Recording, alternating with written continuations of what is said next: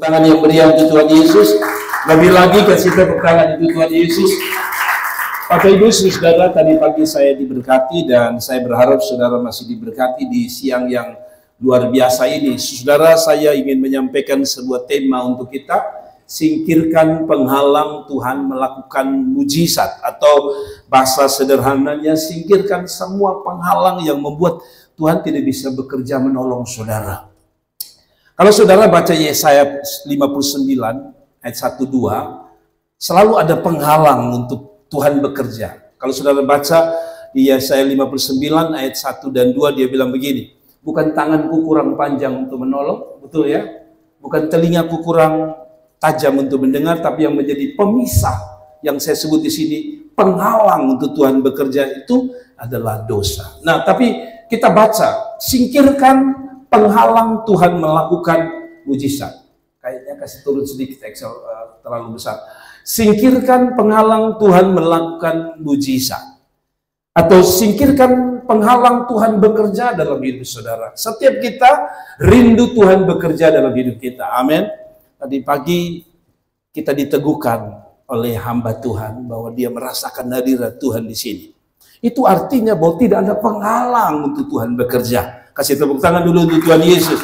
Nah, kita tidak mau bahwa Tuhan bekerja itu hanya di satu waktu, satu event, satu peristiwa.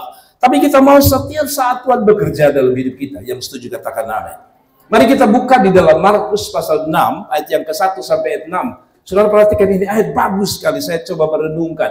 Kemudian Yesus berangkat dari situ dan tiba di tempat asalnya. Sedang apa? Murid-muridnya mengikuti dia. Pada hari Sabat ia mulai mengajar di rumah ibadat dan jemaat yang besar. Sudah lihat ini. Perhatikan kata ini. Takjub ketika mendengar dia dan berkata, dari mana diperoleh semuanya itu? Hikmat apa pulakah yang diberikan kepadanya? Dan mujizat-mujizat yang demikian, bagaimana dapat diadakannya oleh tangannya? Dia bekerja dengan luar biasa. Tapi yang menarik adalah ayat selanjutnya, kalau saudara perhatikan. Bukankah ia ini tukang kayu, anak Maria, saudara Yakobus, Yoses, Yudas, dan Simon? Dan bukankah saudara-saudaranya perempuan ada bersama kita? Lalu mereka kecewa dan menolak dia. Maka Yesus berkata kepada seorang nabi, dihormati di mana kecuali tempat di mana tempat asalnya sendiri, di antara kaum keluarganya dan di rumahnya. Kalau saudara baca ayat selanjutnya, dia berkata seperti ini lagi, saudara. Lex dari situ, coba ya. Perhatikan ayat 5 ini menarik. Perhatikan ayat 5. Perhatikan ini. Ia tidak dapat mengadakan satu mujizat pun di sana. Saya ulangi lagi. Ia, Yesus, tidak dapat apa? Mengadakan satu mujizat pun di sana. Kenapa? Kecuali ia menyembuhkan beberapa orang sakit dengan meletakkan tangan atas mereka, ia merasa heran atas ketidakpercayaan mereka. Jadi begini saudara, saya tanya saudara, Yesus berkuasa? Yesus berkuasa? Tapi kenapa dalam catatan ini dia bilang, dia tidak bisa lakukan ini. Dia tidak dapat mengadakan satu mujizat pun. Satu saja Tuhan tidak bisa. Pertanyaannya, Yesus yang salah, Yesus yang tidak bisa, atau konteksnya bahwa ada orang yang menghalangi dia untuk bisa melakukan sesuatu? Saya harus jujur, teologi yang benar adalah Yesus berkuasa. Dia bisa bikin apa saja dan tidak ada satu mujizat yang gagal. Tapi pertanyaannya, mengapa kali ini dia sulit? Dia tidak bisa. Dia kehilangan kuasa? Tidak. Dia kehilangan keahlaannya? Tidak. Dia Allah, dia berkuasa. Kadang-kadang dalam hidup kita seperti itu. Kadang-kadang kita merasa, kok Tuhan seperti tidak sanggup tolong kita. Pertanyaannya atau jawabannya adalah bukan Allah tidak sanggup, bukan Yesus tidak sanggup menolongmu. Tapi tadi saya bilang, ada hal yang harus apa? Kita singkirkan. Apa itu? Mari kita temukan jawabannya. Tapi saudara sudah mengerti ya? Saya ulangi lagi. Ia tidak dapat mengadakan satu mujizat pun di sana. Coba kita terjemahkan begini. Ia tidak bisa menolong keluarga Lilong di sana. Pertanyaannya, dia tidak sanggup. Dia sanggup. Kenapa dia begini? Ia tidak bisa tolong masa mudamu. Kenapa? Yesus tidak sanggup. Sanggup. Pertanyaan sekali, saya suka ini kata. ia tidak dapat. Berarti tidak bisa. Tapi tidak bisa bukan berarti dia tidak mampu. Dia mampu. Pertanyaannya, ada apa sampai di sana itu tidak bisa Tuhan buat? Pertanyaan yang sama harus ditanya untuk diri saudara. Kenapa Tuhan tidak bisa buat dalam diri saudara, dalam keluarga saudara, dalam hidup saudara? Nah, itu yang kita harus belajar. Mari kita lihat pelajarannya. Mengapa Yesus tidak bisa buat satu mujizat pun di sana? Di mana saudara? Saya tanya saudara, ini konteksnya di mana? Di tempat dia dilahirkan atau dibesarkan. Tempat dia pun kampung. Tempat dia punya tempat namanya Nazaret. Di Nazaret dia tidak bisa bikin. Padahal di mana-mana mungkin orang baru jalan lewat dia sembuh. Tapi kenapa di Nazaret, tempat dia lahir, dibesarkan, tidak terjadi apa-apa? Terjemahan begini, saudara. Hari-hari ini saya lihat mujizat terjadi di kalangan-kalangan orang yang tidak percaya, orang Muslim. Kalau saudara searching internet, orang Muslim mengalami kebangunan rohani. Kalau saudara baca lagi, di Arab, di negara-negara Muslim sedang dilawat Tuhan. Pertanyaan saya, kota kita ini kota Kristen. Tapi banyak kali yang kita jalannya adalah rutinitas. Hanya kelihatan ibadah, Tuhan tidak bekerja di dalamnya. Pertanyaannya, apa dia tidak sanggup? Sanggup! Tapi ini menjadi masalah. Kenapa di kota Kristen, kalau saudara lihat KKR, 2-3 orang hadir di lapangan. Tapi coba saudara searching di negara Arab, orang berlomba-lomba menangis tanpa musik yang terlalu hebat. Tuhan kerja di negara Muslim. Di kota Kristen yang belajar tentang Tuhan, kadang-kadang Tuhan tidak bisa buat apa-apa. Persis dengan kita. Kalau saudara lihat, sudah doa, sudah puasa, apalagi sudah berserah, belum terjadi apa-apa, mungkin ingat itu. Dia tidak bisa buat. Masalahnya bukan dia tidak bisa buat, Anda dan saya yang salah. Mari kita lihat apa kesalahan kita. Saudara kalau baca ayat ini, dia tidak bisa buat mujizat di sana karena mereka di sana, di Nazaret itu, tempat Yesus ada dan lahir besar itu, mereka dengar firman Tuhan, kagum firman Tuhan, suka firman Tuhan, sehingga ada bahasa begini, bagus itu khotbah ya. Tapi kita sampai di situ saja. Khotbah itu tidak pernah masuk di hati kita. Nah, kalau saudara tidak percaya, coba mari kita lihat. Ayat 1 dan 2, perhatikan. Ayat 6 mengatakan Tuhan tidak bisa buat. Bukan karena dia tidak bisa buat. Persoalan ada hati yang hanya taruh firman di telinga. Dengar baik, senang dengar khotbah, tapi tidak sampai di sini, dia hanya sampai di telinga. Dia tidak sampai di hati. Coba saudara lihat ini. Kemudian Yesus berangkat dari situ dan tiba di tempat asalnya. Sedang murid-muridnya mengikuti dia. Ayat 2. Pada hari Sabat ia mulai mengajar. Kalau mengajar itu apa yang diajar? Firman Tuhan. Khotbah di rumah ibadat, di gereja kalau diterjemahkan, di jemaat yang besar. Jemaat yang besar tidak jamin Allah bekerja. Lebih baik kita punya gereja kecil, tapi Allah kerja. Lebih baik, saudara mungkin bukan orang besar, tapi saya mau Allah yang besar bekerja dalam hidup saudara. Caranya adalah tadi, jangan hanya dengar firman, taruh di sini, tapi tidak tembus di hati. Karena ayat 2 mengatakan, takjub ketika mendengar dia. Khotbah bukan kurang jelas. Firman bukan kurang jelas dalam setiap minggu kita dengar. Tapi kadang-kadang sudah jelas kita dengar, mengerti, bahkan kita bilang, bagus ini firman nih. Pas demi hidup. Tapi persoalannya hanya sampai di sini, berhenti di minggu, hari minggu pulang dari gereja, maaf, kita tidak sempat menjatuhkan firman itu di hati kita. Lihat ini. Takjub ketika mendengar dia dan berkata, dari mana diperoleh semuanya itu? Hikmat pula apakah yang diberikan kepadanya, dan mujizat-mujizat yang demikian bagaimana dapat diadakan oleh tangannya. Perhatikan. Firman dia sampaikan, orang dengar, orang takjub, kagum, hebat. Tapi kalau saudara baca ayat yang ketiga, penghalangnya begini, mereka bilang, tapi kan ini kan anaknya Yusuf ini. Ini kan kita pun tetangga ini. Ini kita punya, kemarin mungkin mereka pernah gendong Yesus waktu kecil mungkin. Ini siapa nih? Lihat, ternyata mereka hanya kagum di telinga. tapi tidak masuk di hati. Itu yang membuat Tuhan bilang, saya tidak bisa kerja. Saya kasih tahu saudara, 2 kali kebaktian, saya selalu tidak mau gunakan firman yang sama, supaya saudara selalu dapat rema. Saya lucu karena ada seorang pemain musik di salah satu gereja mengatakan, Bapak kadang-kadang saya pun gembala khotbah 4 kali, khotbah yang sama, jadi yang kedua, ketiga dia mengantuk. Saya dari itu saya terinspirasi, saya tidak akan kasih makan makanan yang sama. Mau 3 kali, 4 kali saya akan kasih makan baru. Kenapa? Karena firman Tuhan itu sesuatu yang menginspirasi. Ya. Jadi saudara jangan bilang begini, betul kebaktian pertama. Saudara rugi kalau saudara tidak dapat kebenaran firman Tuhan di satu yang baru. Amin. Yang saudara lihat ini, mereka takjub, tapi mulai lihat Yesus, Yesus ini kan hanya manusia. Ini kan tetangga saya, lihat. Kalau seandainya mereka terima firman itu, saya percaya mereka tidak lihat lagi Yesus itu siapa. Karena mereka tidak ada urusan dengan Yesus itu siapa. Yang mereka harus urusan adalah hati saya ini terbuka untuk firman atau tidak. Saya jelaskan.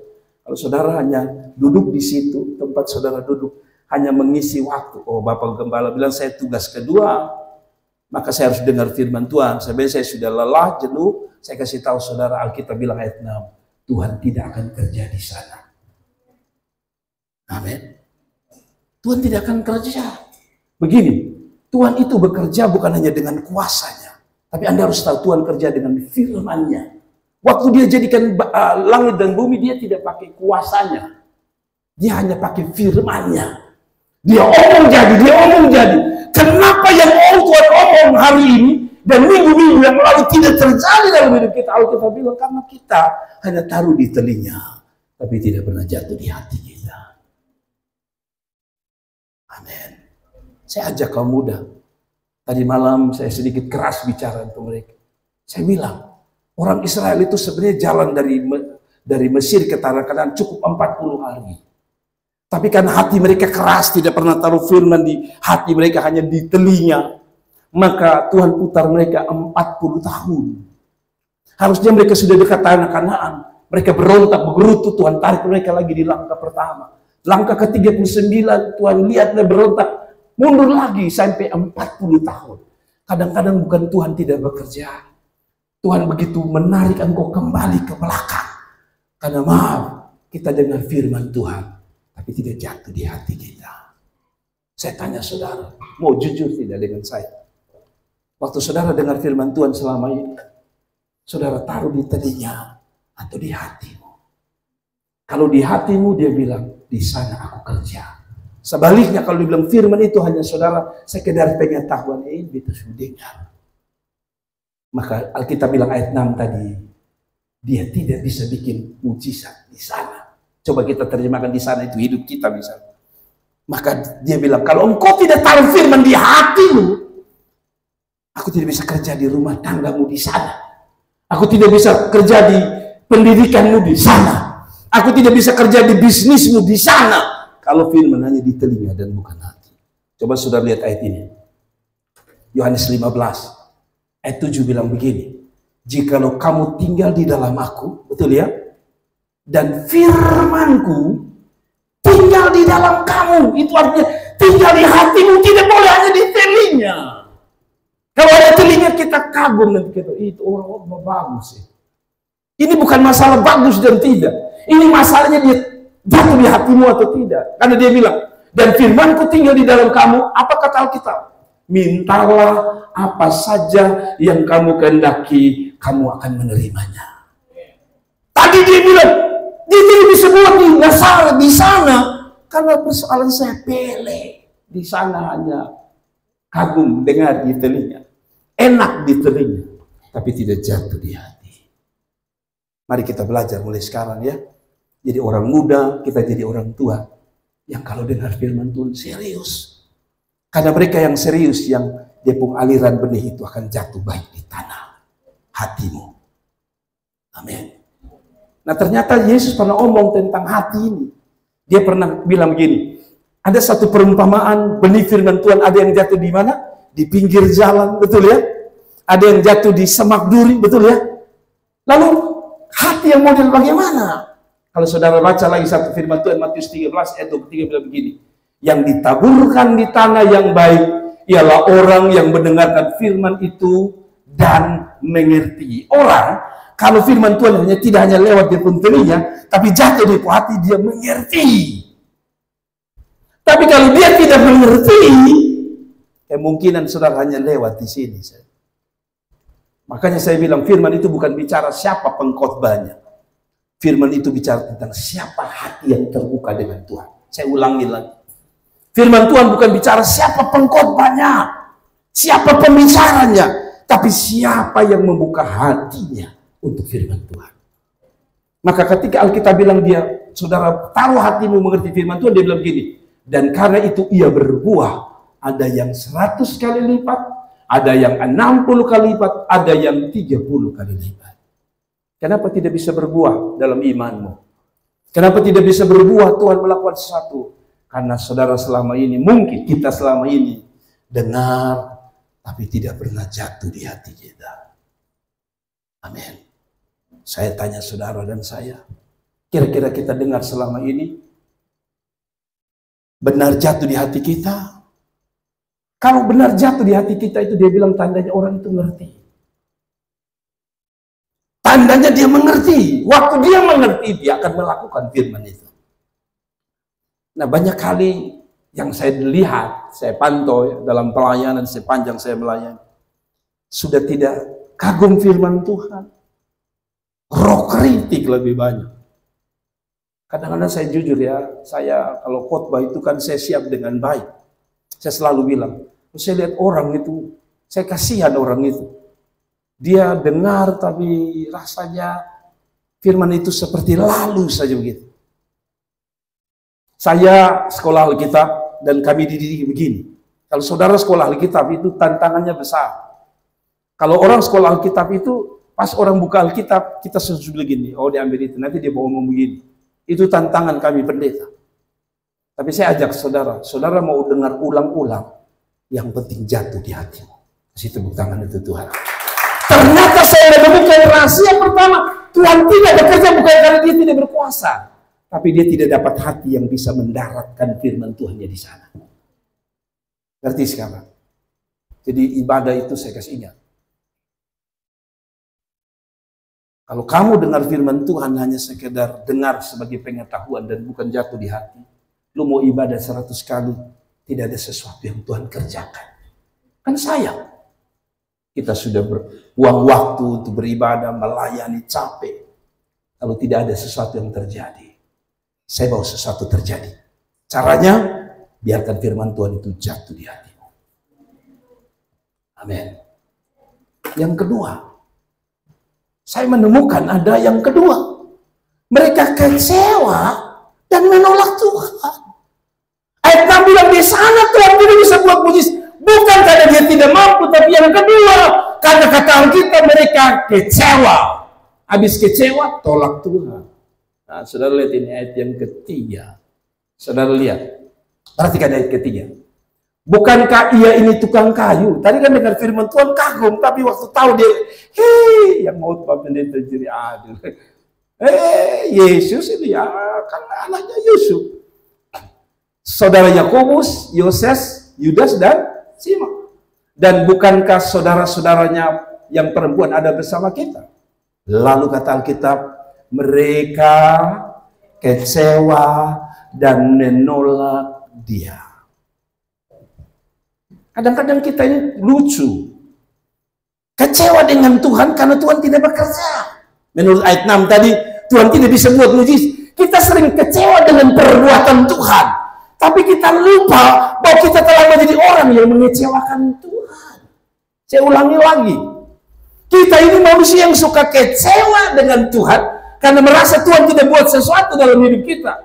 Sampai kita lupa bahwa justru alasan Tuhan tidak buat sesuatu itu karena dia kecewa dengan hidup kita.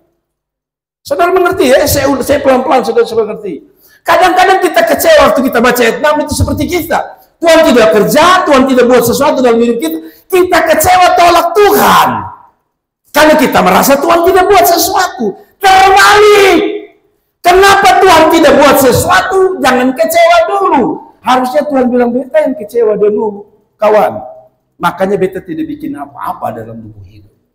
Yang harus kita koreksi bukan kita kecewa dengan Tuhan, apalagi tolak Tuhan, koreksi diri. Jangan sampai kita justru yang mengecewakan Tuhan. Amin. Ini saya renung dengan baik dan saya pikir saya juga harus belajar. Jangan kecewa dengan Tuhan, apalagi tolak Tuhan. Hanya gara-gara dia tidak bekerja dalam hidup saudara. Periksa baik-baik. Jangan sampai kalau kita coba duduk sebentar dia bilang, kawan, bro, justru saya yang kecewa dengan lu, makanya saya tidak bikin apa-apa dengan lu. Kok sekarang lu yang kecewa dengan beta?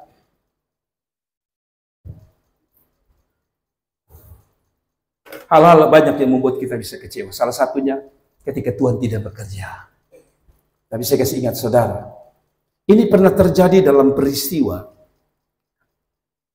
para murid yang dihantam gelombang di perahunya.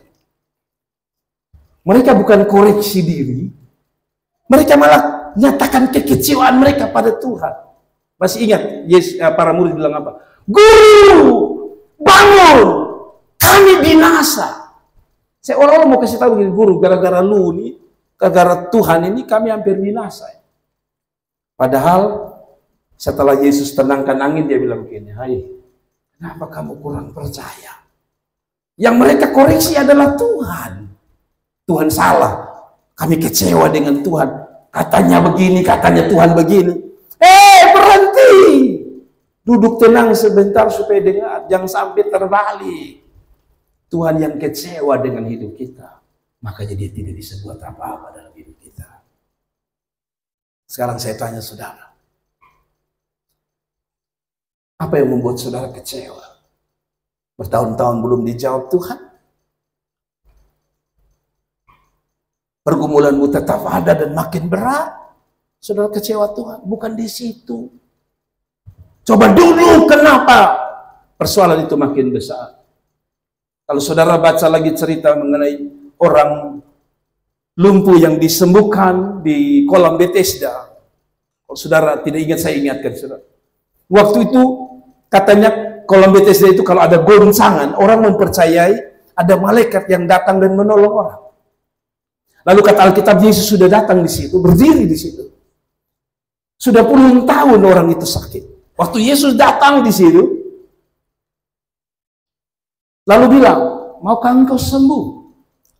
Dia bilang begini, tidak ada orang yang menurunkan aku. Kalaupun aku diturunkan orang, baru mau bergerak. Orang sudah lebih dahulu, karena katanya siapa yang dahulu dia yang disembuhkan Tuhan. Lihat, Yesus sudah ada di situ, menawarkan pertolongan. Tapi dia masih cari orang lain. Kalau saya jadi Yesus, saya bilang, buta satu ini susah gitu, saya sudah berdiri di depan, dulu tidak bisa lihat saya. Jadi yang kecewa bukan Tuhan. Kalau tidak salah 32 tahun dia punya persoalan. Tapi lihat, ini pun terjadi dalam hidup kita orang percaya. Jangan kecewa apalagi menolak Tuhan. Kalau saudara kecewa menolak Tuhan, sekarang saya tanya begini. Saya tanya saudara, waktu kita kecil, yang kasih makan kita siapa? Orang tua kita. Yang kasih minum kita siapa? Orang tua kita. Betul ya? Yang kasih sekolah kita siapa? Orang tua kita. Nah bayangkan kalau mereka sebagai sumber, kita pun makanan, sumber kita ke sekolah, lalu kita bilang, mama mulai besok, mama janjiin rumah lagi. Kira-kira kita bisa hidup sampai besar model begini? Tidak. Tidak. Ini gambaran Tuhan. Anda pikir begini, oh dengan kecewa dengan Tuhan, menolak dia sebagai tanda Anda protes dengan Tuhan, Anda lupa. Kalau yang dia sudah ada dalam hidup saudara saja, dia masih bisa tidak bekerja. Apalagi kalau saudara tolak dia. Saya tanya saudara, siapa mau kerja? Setan. Jadi sekecewanya saudara, jangan pernah tolak Tuhan. Sekecewanya hidup ini, jangan pernah buang Tuhan dalam hidup ini. Kan kita baca di internet hari ini, ada pendeta yang jadi mu'alaf, bahkan jadi ustadz. Hanya karena kecewa. Saya kasih tahu, kecewa itu bahaya. Apalagi kecewa dengan Tuhan, itu bahaya. Sebelum Anda kecewa, duduk dan bilang, Tuhan tolong supaya saya mengerti kenapa saya ada di keadaan ini. Tadi pagi saya suka khotbah dari Ibu Astuti. Dia bilang begini dalam Alkitab Yohanes pasal 11 tadi pagi. Dia tahu Lazarus sudah mati. Tapi pertama dia bilang, kita pergi ya, diajak murid-murid. Lazarus tidur, satu. Kedua, Alkitab mengatakan tadi pagi, dia sudah mati 4 hari. Harusnya Yesus datang pas dia tarik-tarik napas terakhir. Begitu Tuhan datang. Tapi kenapa Tuhan izinkan dia justru sudah mati baru datang? Bisa saja Maria dan Marta kecewa bilang, Bapak kenapa terlambat? Tadi Bapak Lazarus baru mati di rumah sakit umum St. Yohanes Kupang jam 10 pagi.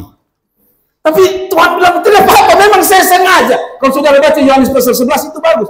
Dia bilang dia sengaja. Jadi kalau saudara berpikir dia buta, dia tidak peduli dengan persoalan saudara, akhirnya saudara kecewa, ingat, kadang-kadang Tuhan sengaja. Supaya pertama, uji kita ini setia dengan dia atau tidak. Orang Israel itu kan begitu, kalau ada roti dari surga turun, ada burung puyuh dari udara dikasih makan, mereka selalu cari Tuhan. Tapi kalau mereka haus, tidak ada air, mereka marah sama Tuhan. Padahal Tuhan hanya izinkan itu terjadi supaya mereka berharap pada Tuhan. Jadi saya kasih tahu saudara, kecewa dengan manusia bisa masuk akal dan terima. Tapi kecewa dengan Tuhan, Anda sedang mengundang bencana dalam hidup ini. Karena namanya kecewa, berarti kita akan malas dengan Tuhan. Ketika kita malas dengan Tuhan, lama-kelamaan kita tolak Tuhan. Waktu kita tolak Tuhan, kita akan tolak firman. Makanya kalau orang kecewa dengan Tuhan, tuh coba kita omong dengan orang itu. Misalnya dia ada masalah, saya ingat firman. Kau sama firman, saya sudah tahu itu semua. Apa yang terjadi dengan hidup saya? Bahaya. Tapi ingat, Tuhan tidak bisa bekerja karena kita kecewa dengan Tuhan. Saya tanya saudara ada kecewa di situ? Katanya melayani itu Tuhan tolong. Cuma melayani sampai Bapak Tua marah-marah tidak lompat, kita lompat ini. Tapi tidak terjadi sesuatu. Tunggu saudara-saudara. Tapi ada jawabannya saya suka. Tapi ada 1, 2. Dia bukan hanya bilang dia tidak bisa bikin apa-apa ayat 6 ya. Dia bilang ayat yang lain, dia bilang ada 1, 2 yang dia buat. Kalau ada orang yang menolak Yesus, kalau ada orang yang tidak taruh firman di hati, saya berharap ketong yang tinggal kebaktian jam 10 ini, masih dia mau melakukan, dia bilang, tidak apa-apa. Banyak yang sudah mengecewakan saya, tapi saya mau ada 1, 2. Saya mau buat di sana, dan itu saya berharap adalah diri saudara. Saya kasih tepuk tangan untuk Tuhan. Jangan kecewa, jangan tolak Tuhan. Saudara-saudara, saya kesaksian. Saya kemarin pagi, saya tadi malam bikin video sekitar jam 11 hanya mau kasih kesaksian. Kesaksian saya begini, saudara. Nah, saya kan yang pegang, maksudnya rekening saya tahu berapa banyak. Dan kemarin saya belanja tinggal uang 165.000. Saya hafal sekali. Ketika saya duduk di situ kemarin pagi, saya putar, saya sambil sudah khotbah ini.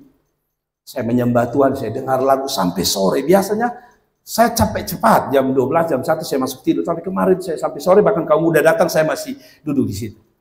Saya terlalu menikmati hadirat Tuhan. Lalu tiba-tiba hati saya bilang begini, Tuhan, ini hari saya buang tinggal 100 Tuhan. Kan di bank harus tetap ada. Tuhan tolong saya. Saya tahu Tuhan akan bekerja untuk saya. Stop. Setelah itu saya siap khotbah untuk seperti khotbah ini. Lalu saya menyembah Tuhan. Setiap kali dengar lagu, air mata saya jatuh, air mata saya kagum sama Tuhan. Saya sudah lupa dengan 100.000 saya. Pokoknya saya bilang, Tuhan sudah habis Tuhan. Dan malam setelah saya asilati kaum muda nyanyi, tadi mereka nyanyi, lalu saya capek, saya lelah. Ketika saya lelah, saya masih ada pekerjaan lagi. Saya ada pekerjaan yang saya harus bereskan di sini. Jadi sangat lelah. Lalu pas saya mau tidur, saudara, ada orang bilang, Shalom, selamat malam, tidur kok. Saya bangun, saya pikir siapa gitu. Ternyata kakak saya dan keponakan saya. Mereka mau buru-buru karena besok hari ini mereka akan pergi kunjungi sebuah gereja di kampung. Lalu mereka begini, ketong sudah lama-lama, kami tidak lama-lama. Kami hanya mau antar uang ini. Saya buka amplopnya terlalu tebal untuk saya. Saya kasih tahu saudara, itu hanya hitungan pagi sampai malam. Belum lama, pagi sampai malam. Kalau hatimu ada firman, kalau engkau tidak gampang kecewa dalam mengiring Tuhan hanya karena Tuhan belum jawab, Anda bersyukur dan semakin giat melayani Tuhan. Tuhan punya ribuan bahkan jutaan cara untuk menolong saudara. Sampai saya air mata saya jatuh saudara. Tuhan ini kadang-kadang lucu-lucu saja dengan saya. Saya hanya bisik, kakak saya itu kakak kandung saya tidak bisik dia. Tuhan bisa bisik dia. Tuhan bisa kerja dalam hidupmu. Kalau dua perkara tadi, satu, jangan kecewa. Karena kita kecewa dengan pelayanan, jujur dengan manusia. Anda bisa kecewa dengan saya loh sebagai gembala. Tapi kalau itu menjadi dasar Anda tidak menikmati Tuhan dan firman-Nya, Anda yang rugi. Tadi pagi itu pendeta bilang, kalau kecewa jangan pergi dari rumah Tuhan. Betul ya tadi pagi? Tetap di situ sampai Tuhan bekerja. Saudara lihat ini, Matius 11. Perhatikan. Yesus menjawab mereka, pergilah dan katakanlah kepada Yohanes, apa yang kamu dengar, apa yang kamu lihat. Orang buta melihat. Betul ya? Orang lumpuh berjalan. Orang kusta menjadi tahir, orang tuli mendengar, orang mati dibangkitkan, dan kepada orang miskin diberitakan kabar baik. Perhatikan kata ini. Dan berbahagialah orang yang tidak menjadi kecewa dan menolak aku. Sudah tahu konteksnya? Yohanes Pembaptis lagi di penjara. Lalu dia suruh ditanya, kayak itu ada satu pribadi katanya namanya Yesus. Bikin mujizat, kira-kira dia atau tidak. Lalu Tuhan kasih ingat, jangan kamu kecewa dan menolak aku. Artinya begini, dia sedang pesan, Yohan, lu dalam penjara pun, rasanya tanganku tidak tolong, tapi jangan engkau kecewa dengan aku. Kalau kamu kecewa, selesai. Anda tidak akan lihat perbuatan tangan Tuhan. Setan ini paling pintar. Justru saya kasih ingat saudara yang makin giat dengan Tuhan adalah orang yang paling gampang untuk Anda menjadi kecewa dalam mengiring Tuhan. Saya ulangi lagi. Orang yang paling gampang untuk bisa dikecewakan adalah orang yang justru sungguh-sungguh dengan Tuhan. Ya kenapa? Satu alasan. Setan sudah tahu yang tidak sungguh-sungguh buat apa dikasih kecewa? Biar saja. Tapi yang kedua, Anda yang sungguh-sungguh kenapa? Karena pertama setan tahu Anda sungguh-sungguh. Karena Anda sungguh-sungguh, Tuhan akan bekerja. Itu sebabnya dengan berbagai macam cara akan ganggu saudara dan saudara kecewa. Ini saudara lihat, saya sebagai gembala mungkin saudara bilang, ini kecewa di gembala. Kelihatannya kecewa dengan manusia. Tapi dengan begitu saudara mulai, saya kecewa dengan gembala. Artinya Anda jauh dari rumah Tuhan. Waktu Anda jauh dari rumah Tuhan, Anda sedang jauh dari Tuhan. Ngerti ya? Ayub itu kata Alkitab dalam pasal 1, dia saleh cinta Tuhan sungguh-sungguh. Kenapa dia tidak ganggu orang lain? Sampai-sampai setan bilang begini, Tuhan, Tuhan sudah lihat kan? Saya sudah keliling-kelilingin. Pantas saja Ayub cinta engkau Tuhan. Coba kasih dia kecewa. Kasih habis dia harta. Kasih mati dia anak. Lalu kasih dia penyakit. Kalau dia kecewa, lihat. Apakah dia masih setia dengan engkau? Ayub itu tahu. Setan itu tahu. Dia sungguh-sungguh dengan Tuhan. Dan dia tahu setan mau kasih dia kecewa dengan Tuhan. Dan kalau dia kecewa dengan Tuhan, dia tolak Tuhan. Dan kalau dia tolak Tuhan, tidak muncul pasal 42. Ayub bilang begini, aku tahu penolongku hidup. Dan kata Alkitab, kalau saudara baca pasal 42, Tuhan Ayub dipulihkan 2 kali lipat. Jadi saya kasih tahu saudara, yang mungkin maaf, saudara tidak omong kecewa. Tapi kalau ada mulai ganggu di hatimu, setan mulai ganggu di pikiranmu, untuk kecewa, lalu mulai mundur pelan-pelan dengan Tuhan, dengan pelayanan, saya kasih tahu saudara, saudara tidak akan lihat Tuhan kerja. Saya ngomong ini kan dasarnya ada. Betul tidak? Jadi orang yang makin sungguh-sungguh, Itu paling gampang untuk dibikin jadi kecewa.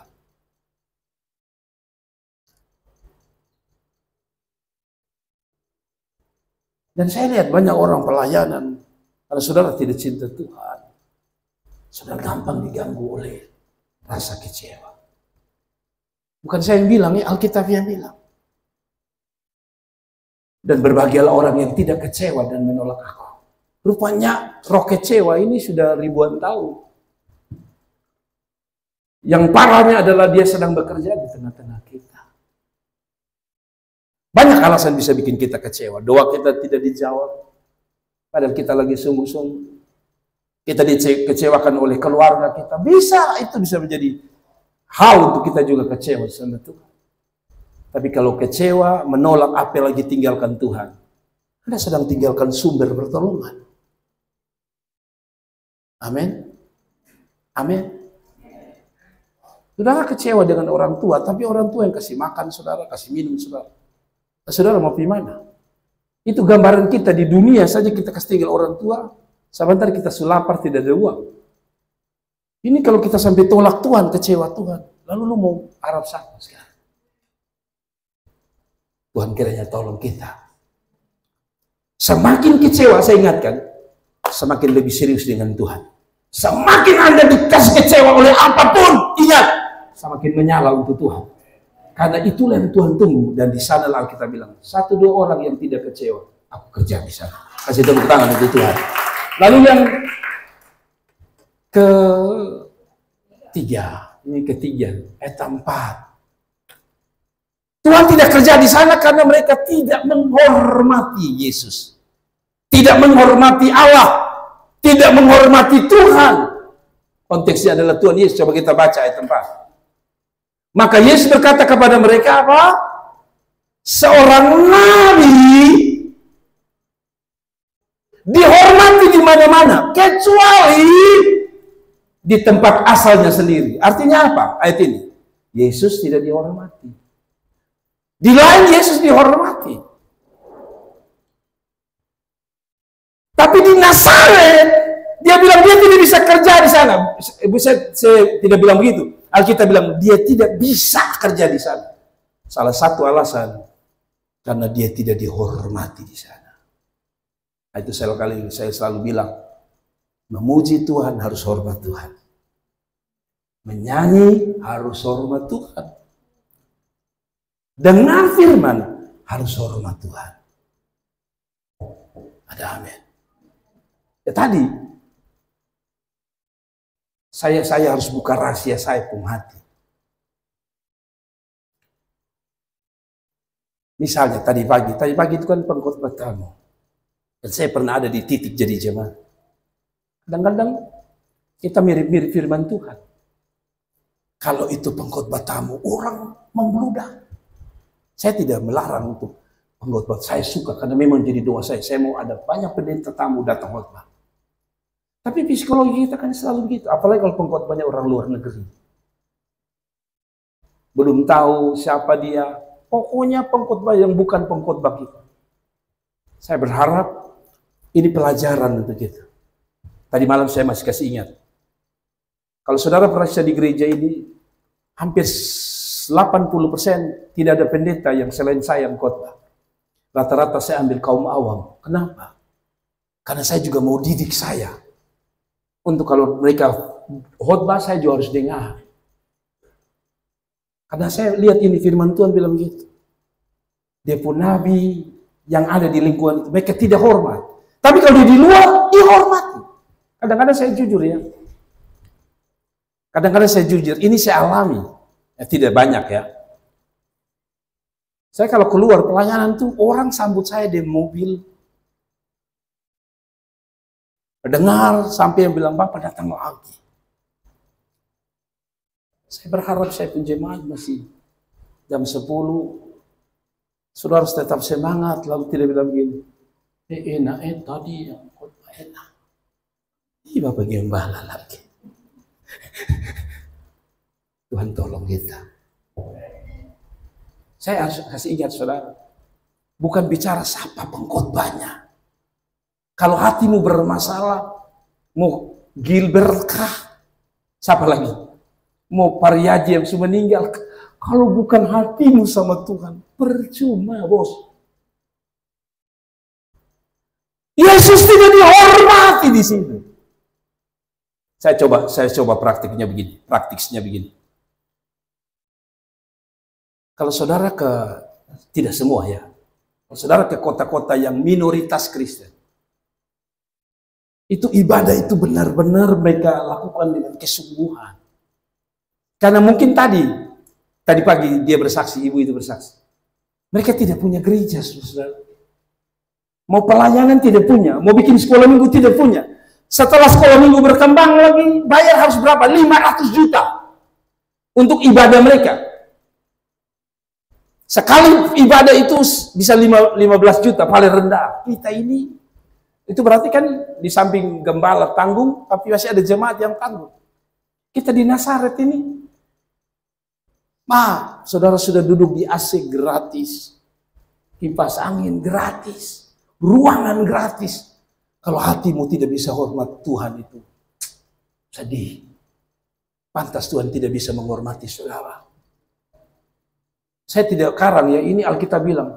Ada seorang raja Israel yang tidak hormat Tuhan. Raja tidak hormat Tuhan, buang dia. Saya kasih ingat saudara. Raja, presiden, kalau tidak hormat dia buang. Apalagi maaf kita yang hidup pas-pasan. Kalau kamu main-main dengan Tuhan, tidak hormat Tuhan, dia bikin apa dengan saudara? Raja saja. Kan harusnya dia bilang, ini raja jadi. Biar dia bikin kecewa saya, biar saya tidak buang. Ini raja namanya Saul. Kalau sebelumnya, tapi kita baca dulu Yohanes 5 ayat 23. Supaya semua orang menghormati anak itu Yesus. Sama seperti menghormati Bapa. Barang siapa tidak menghormati anak, ia juga tidak menghormati Bapa yang mengutus dia. Jadi kalau duduk di situ, memuji Tuhan di situ, harus hormat Tuhan. Kalau dengar firman Tuhan itu, saya selalu bilang, korek sana, korek sini. Hormati Tuhan. Karena dia bilang, kalau engkau hormati Yesus, engkau menghormati firman. Kan Yesus itu Allah yang berubah menjadi flesh, daging. Betul ya? Betul toh? Yohanes pasal 1. Betul ya? Firman itu adalah Allah itu sendiri. Jadi menolak Yesus, tidak menghormati Yesus, tidak menghormati firman. Tidak menghormati firman, Anda tidak menghormati Allah. Kalau Anda tidak menghormati Allah, mari kita lihat apa yang terjadi kalau saudara tidak hormat. 1 Samuel 2 ayat 30. Dengar. Ini seorang raja ini. Sebab itu demikianlah firman Tuhan Allah Israel. Sesungguhnya aku telah berjanji, keluargamu dan kaummu akan hidup di hadapanku selama-lamanya. Tapi sekarang demikian firman Tuhan, jauhlah hal itu daripadaku. Sebab siapa yang menghormati aku, akan kuhormati. Tapi siapa yang menghina aku, akan dipandang rendah. Ini konteksnya Tuhan mau pilih Daud. Samuel datang ke keluarga Daud bernama keluarga Isai. Papanya bernama Isai. Lalu suruh pilih. Nanti ada satu orang yang bernama Daud. Pada akhirnya mereka tahu Daud. Tapi sebelumnya mereka tidak tahu. Papanya tidak tahu. Papanya sorong, kakaknya sorong 1 sampai kata Alkitab 7 anak lewat. Tidak ada yang terpilih. Kenapa? Karena ada satu orang yang kelihatan dia bisa. Maksudnya 7 orang itu kelihatan hebat. Tapi Tuhan bilang kayaknya mereka tidak hormat aku deh. Nah kalau saudara bunyi dia bilang ada satu yang kutolak. Saul, raja. Dia tolak. Daud itu datang. Kata Alkitab kemerah-merahan. Tapi dia bilang, nah ini yang hormati saya. Dan dia jadikan raja. Saya kasih tahu saudara. Kalau saudara melihat hidupmu sebagai raja, penuh kemuliaan Tuhan. Hormati Tuhan. Khusus anak-anak muda saya kasih ajar. Tadi malam saya agak marah mereka. Saya bilang kalau masa muda saja kalian sudah tidak hormati Tuhan, hormati hamba Allah, hormati orang tuamu. Jangan pernah berpikir Allah menghormati saudara. Kalau engkau sudah tidak hormat orang-orang yang dihormati Tuhan, orang tuamu, hamba Tuhanmu, pendetamu, saya kasih tahu saudara, Saul ditolak. Pantas Tuhan tidak bekerja karena kita tidak belajar hormat. Jadi saya berharap, saya tidak akan tunjuk saudara untuk yang main-main di gereja ini, apalagi saat dengar firman, saya tidak akan lihat lagi. Karena begini, Paling saudara hanya dapat tegur, serius loh. Tapi Anda tidak dapat apa-apa dari Tuhan. Kalau Anda hormat Tuhan, dia bilang, aku hormat dia. Waktu engkau hormat Tuhan seperti Daud menghormati Tuhan, Tuhan kasih dia kehormatan. Jadi raja. Saya ulangi lagi. Kalau saudara hormat Tuhan, dia akan kasih kehormatan itu. Tapi kalau Anda main-main dengan Tuhan, masalah. Jangan harap hidupmu dihormati. Pertama oleh manusia, tapi yang kedua oleh Tuhan. Kan Alkitab bilang apa? Kalau mau orang hormati engkau dahulu hormat. Gitu. Nah coba kita praktikkan kepada Tuhan. Kalau mau Tuhan hormat saudara, dengan memberikan kepercayaan, karya-karya Tuhan dalam hidup saudara, mulai dari sekarang, berhenti main-main, dan belajarlah menghormati Tuhan. Kasih tepuk tangan untuk Tuhan. Main musik harus menghormati Tuhan. Kemarin saya minta maaf dari mimbar ini. Saya marah ketika ada anak-anak yang saat latihan bermain. Ingat ya, latihan itu bagian dari ibadah. Sampai-sampai orang bilang tidur saja ibadah. Kalau begitu latihan ibadah tidak. Kadang-kadang kita salah mengerti ibadah itu hari Minggu jam 7.30 dan jam 10. Kita baru serius memuji Tuhan di jam 7.30 dan jam 10. Kita anggap hari Sabtu itu, Jumat itu hari latihan. Kita bisa bermain. Anda salah. Kalau orang bilang tidur saja ibadah, betul kan? Ada orang bilang tidur saja itu ibadah. Kalau begitu latihan itu ibadah bukan? Boleh main-main di sana tidak? Boleh tidak hormat Tuhan di sana tidak? Mari kita sadar. Tapi saya bersyukur anak-anak saya tadi malam, saya berharap saya pulang, saya bersyukur Tuhan, saya berharap mereka tidak kecewa dengan marahan saya tadi malam. Saya hanya mau didik. Bahkan saya ketemu ada 3 pemudi yang saya bilang, Bapak Bagem omong di Mesong ya, Bagem begitu. Harus didik supaya kalian belajar hormat Tuhan, hormat hamba Allah. Kan Alkitab bilang kan, hormat manusia 1 kali, hormat hamba Tuhan 2 kali. Hormati Tuhan lebih dahsyat lagi. Jadi mulai sekarang begini, saya selalu bilang gini, nanti ada waktu kalian main-main, tapi latihan serius. Akhirnya saya marah, saya bilang, kalau tidak latihan pulang. Nah, bagi saya orang tua saudara khawatir, lebih saudara pulang, main-main. Karena saya selalu punya prinsip, kasih untuk Tuhan terbaik. Bukan saat jam 7.30, jam 10, ibadah raya 1-2. Anda sudah mulai beri penghormatan sejak Anda berdiri melatih di sini. Nah, akhirnya tadi pagi saya sudah lihat saudara nyanyi bagus. Tapi bukan untuk makan puji.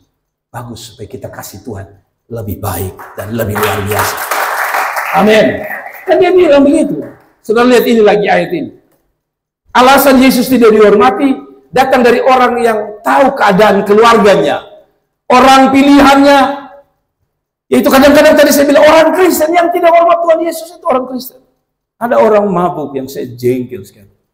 Dia nyanyi lagu dunia baru dia tutup dengan haleluya. Orang ketawa di itu video. Dia rasa dia hebat mungkin. Kadang-kadang kita suka menggunakan simbol-simbol rohani untuk main gila. Kadang-kadang saya dapati ada orang-orang tertentu menggunakan firman untuk guyon. Misalnya tadi firman Tuhan bilang, hormati Tuhan. Kadang-kadang ada orang muda, ada gereja tertentu yang keluar dia bahas di pendeta foto. Makanya hormat Tuhan. Dia tidak sedang ajar sebenarnya. Dia sedang mengolok. Aduh, saya pikir-pikir, kasihan.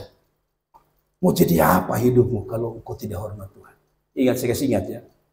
Apa yang Anda dengar firman Tuhan dari siapapun yang mengkhotbahkan, jangan pakai untuk main-main. Firman tidak pernah dipakai untuk main-main. Untuk bisa jadikan langit dan bumi dia pakai firman. Betul? Kalau begitu, Tuhan itu tidak kerja main-main. Sampai-sampai kata Alkitab, saudara dengar ini. Semua yang dia jadikan dari hari pertama, hari kedua, hari ketiga, hari keempat, hari kelima, hari keenam. Semua Tuhan tutup dengan ini. Semua yang dia ciptakan itu dia lihat baik adanya. Ketika saudara sungguh-sungguh hormati Tuhan dan firman-Nya, dia bilang nanti dia kerja dan dia lihat keadaanmu baik adanya. Sebaliknya, kalau saudara main-main dan tidak hormat Tuhan, Anda tidak bisa lihat baiknya Tuhan bekerja. Amin. Ini satu ayat terakhir atau poin terakhir. Kenapa ayat 6 bilang dia tidak bisa? Saya suka kata dia tidak bisa kerja di sana. Bukan karena Allah tidak mampu, tapi yang terakhir tidak ada mereka yang percaya. Bagaimana mereka percaya? Ini saudara, di kebudayaan NTT ini paling susah. Kalau kami jadi pendeta, lalu khotbah itu untuk kita pun tahu. Sisi pertama budaya kita anak, dia bapak. Tidak boleh omong banyak macam. Baik, lu anak kecil, saya tahu. Nah mungkin Yesus ini ada di pun to'onya juga, ada di om, dia pun paman. Yang pikir begini, ini kan Yesus yang kemarin kita gendong-gendong. Masa dia bisa buat mujizat? Maka yang terakhir membuat Tuhan tidak bisa kerja bukan karena Anda kurang dengar firman Tuhan. Menurut saya apa yang saya khotbah setiap minggu itu sangat sederhana. Dan kalau Anda tidak mengerti, itu betul-betul keterlaluan. Bukan firman yang tidak jelas, bukan firman yang tidak mengerti. Tapi kadang-kadang kita hanya dengar lalu bilang gini, oh, kok di catatan Alkitab bilang begitu. Di hidup saya tidak begitu. Tidak percaya adalah alasan Tuhan tidak bisa bekerja. Coba kita baca ayat 5-6 terakhir. Saudara lihat tadi. Ia tidak dapat mengadakan satu mujizat pun. Ia tidak dapat mengadakan mujizat satu pun di sana. Kita langsung lompat ayat 16. Ia merasa heran atas ketidakpercayaan mereka. Kalau saudara baca, Yesus selalu sembuhkan orang, dia selalu begini. Jadilah sesuai iman. Betul ya? Pertanyaan saya, saudara dengar firman Tuhan, cerna di otak, tadi saya bilang, tidak jatuh di hati, akibatnya tidak punya timbul iman. Tadi pagi saya singgung lagi. Iman itu timbul dari mana? Pendengaran akan apa? Firman Tuhan. Jadi kalau Anda dengar firman Tuhan main-main, bagaimana saudara mengerti? Kalau saudara mau imanmu tumbuh, bagaimana kalau saudara main-main? Bagaimana supaya dia bisa tumbuh dengar sungguh-sungguh, bukan hanya kagum, bukan hanya suka, suka dia pun tema, dia suka dia pun ilustrasi, dia suka dia pun lucu, bukan. Firman itu harus tertanam di hati saudara. Waktu dia tertanam, dia bilang apa? Iman itu membuat kita bertumbuh dalam iman. Iman tumbuh dalam pendengaran akan firman Tuhan. Jadi kalau saudara mau tumbuh, tapi saudara tidak mau dengar firman Tuhan, dari mana iman itu datang? Dan kalau iman itu tidak datang dalam hidup saudara, tidak ada dalam hidup, bagaimana saudara bisa percaya akan Tuhan, bahwa Tuhan sanggup tolong saudara? Dia punya korelasinya seperti itu. Kita bisa lihat kuasa Tuhan kalau ada iman. Iman itu tidak bisa muncul sendiri kalau tidak ada firman.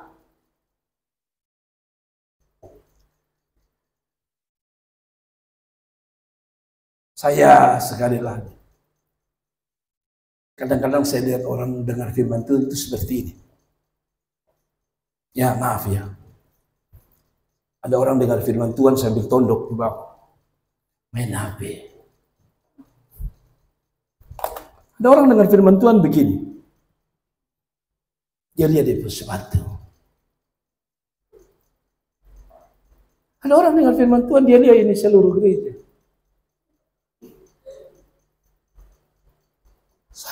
Saya bingung dia orang model begini. Betul. Mau saudara dengar firman Tuhan untuk apa? Apalagi kalau sudah menyentuh bagian hidup kita. Itu bukan hanya begini. Maksudnya lihat Allah saudara. Saya tanya saudara yang konsen saja, betul ya? Ibu Ita ini kan guru. Katanya guru itu dia boleh terangkan sejelas apapun. Tapi umpama kalau guru itu menerangkan 100%, jelas 100%. Tapi murid tidak mungkin tangkap 100%. Mungkin ada, tapi 1-2. Tapi kebanyakan mungkin hanya tangkap ada 50, ada yang 20. Itu yang sekonsentrasi.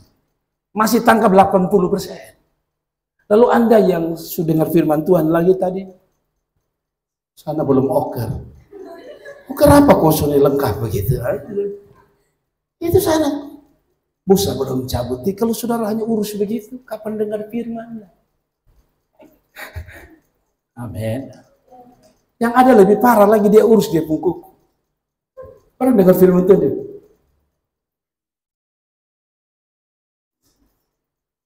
Saya sudah tahu itu Tuhan yang buat, itu raba-raba dia. Dia masih ada di situ. Amin. Amin. Lebih keras lagi sih tepuk tangan itu Tuhan. Kepercayaan lahir dari firman. Firman yang tidak didengar dengan baik tidak akan berbuah. Kalau tidak berbuah, tidak ada iman di sana. Maka kata Yesus, Matius 17 ayat 17. Maka kata Yesus, hai kamu angkatan yang tidak percaya dan sesat. Jangan main-main ya. Tidak percaya itu dia punya kelompoknya satu. Sesat. Jadi kadang-kadang kita ini anggap sampai-sampai untuk mau marah sama orang sesat. Yesus pernah bilang begini. Orang yang menyesatkan salah satu anak kecil, ikat batu kilangan di kakinya, lalu buang ke dalam laut. Betul ya? Itu sedang menandakan bahwa Allah serius dengan orang yang sesat. Tapi saya kasih tahu, menurut Alkitab, orang sesat itu dia punya kelompok yang sejajar dengan dia adalah orang yang tidak percaya. Jadi jangan lihat orang sesat lalu kita hakimi di medsos. Ini sesat, ini pendeta sesat. Woi, waktu kamu tidak percaya, kamu sejajar dengan penyesat. Hai kamu angkatan yang tidak percaya dan karena itu jangan main-main dan tidak percaya. Pertama, ketidakpercayaan itu ditaburkan oleh setan. Setanlah yang membuat Anda tidak percaya. Betul tidak? Waktu Adam dan Hawa dia bilang, semua pohon makan, yang ini jangan. Yang bikin mereka ragu siapa? Setan. Setan bilang, oh terbalik. Mungkin makan yang satu ini, yang lain jangan. Jadi keraguan itu setan bekerja. Makanya Tuhan selalu marah. Hai kamu angkatan yang tidak percaya dan yang berapa lama lagi aku harus tinggal di antara kamu? Berapa lama lagi aku harus sabar terhadap kamu? Ternyata Tuhan itu 2000 tahun yang lalu sudah marah. Dia sudah jengkel. Dia sudah marah dengan orang yang tidak percaya. Jadi kalau sampai saudara iring Tuhan 15 tahun, 20 tahun melayani Tuhan, 5 tahun melayani, saudara belum, imanmu belum bertumbuh, Tuhan marah. Amin. Saya kadang-kadang jujur ya, saya ini pengen supaya khotbah saya itu ada lucu-lucunya, kadang-kadang ada. Tapi mungkin karena terlalu materi, terlalu banyak yang Tuhan mau serius saya bicara, kadang-kadang saya hilang, saya punya bikin lucu-lucu. Kadang-kadang sampai ada yang neti bilang, Bapak, betul kadang-kadang ada lucu. Saya bilang, lu tidak datang. Nah ini buktinya kan Anda ketawa kan. Tapi bayangkan kalau saya bikin lucu dari awal sampai akhir. Saudara coba pernah saudara orang bikin lucu, saudara ketawa tidak berhenti, apa yang terjadi? Perut Anda apa? Sakit toh? Sampai susu, lu berhenti. Kita masih ketawa, perut sakit, kita berhenti. Saya khotbah saudara hanya lucu saja. Pulang saudara bilang perut sakit semua. Ya kan? Apa yang saudara kenal? Lucu. Sampai pulang sakit. Orang datang sakit, pulang mujizat terjadi. Ini karena lucu, saudara datang sembuh, pulang sakit perut. Tuhan ampuni kita. Sudahlah kita mau tutup. Tapi sudah lihat itu? Tuhan marah tidak? Lama tidak mereka tidak percaya ini? Lama sampai itu bilang, berapa lama lagi beta tinggal? Kan dia harus naik kembali ke surga tuh. Kalau saya jadi orang tua saudara, berapa lama lagi Bapak dan Mama ajar tentang iman dalam hidup? Kalau saya pendeta, saya akan bilang, berapa lama lagi saya ajar jemaat untuk percaya sama Tuhanmu. Tapi Bapak bersalah terlalu besar. Itu tidak mulut saya itu. Belajar percaya, tambah besar tidak masalah. Persoalan bukan di masalah besar atau tidak. Persoalan di ada iman atau tidak. Kan kata kita begini, toh ini saudara lihat ini. Saudara lihat ini. Matius 14 ayat 31. Bukan di persoalan besarnya, di imanmu. Pernah dia bilang gini, jika imanmu sebesar biji sesawi, kamu pindahkan gunung. Berarti bukan masalah di gunungnya, masalahnya di imannya. Kata Alkitab bilang begini, segera Yesus mengulurkan tangannya memegang dia berkata, hai orang yang kurang percaya, mengapa engkau bimbang? Persoalan bukan menjadi masalah kalau engkau punya iman. Karena imanlah yang membuat engkau menarik Tuhan dalam hidup saudara. Saya ulangi lagi. Persoalan bukan menjadi persoalan utama. Besar dan kecil bukan menjadi persoalan. Tapi iman yang menjadi persoalan. Sebab dengan imanlah Anda menarik Tuhan bekerja dalam hidup saudara. Tunggu. Kita ayat terakhir. Tapi saya mau baca ayat terakhir. Ini ayat terakhir saya suka. Matius 8:26. Ia berkata kepada mereka, mengapa kamu takut? Kamu yang jangankan tidak percaya, kurang saja Tuhan marah, kurang saja. Saya waktu baca saya bilang, Tuhan ampuni saya. Jangankan tidak percaya, kurang saja. Berarti kan masih ada percaya sedikit. Ia berkata kepada mereka, mengapa kamu takut? Kamu yang kurang percaya, lalu bangunlah Yesus mengartik angin dan danau itu, maka danau itu menjadi teduh sekali. Saudara tahu konteks angin ini? Ini angin katanya angin yang paling besar di seputaran Danau Galilea. Angin yang datang kapan-kapan tiba-tiba tanpa orang tahu. Itu seperti tsunami yang kita tidak tahu kapan datang, tiba-tiba datang. Itu seperti Seroja yang kemarin datang tuh, dia tidak lapor, siap, Seroja mau datang, tidak. Dia datang tiba-tiba. Tapi dia bilang bukan itu yang dia marah. Bukan karena badainya, tapi dia lihat tidak ada iman di sana. Kenapa badai hidup kita tidak bisa selesai? Kenapa pergumulan kita tidak bisa selesai? Karena bukan badainya. Karena dia tinggal bilang, badai, angin tenang. Tapi dia mau ada respon iman dari kita. Adakah kita percaya? Tuhan memberkati. Kasih tepuk tangan dan mari kita berdoa. Mari kita berdoa dan kita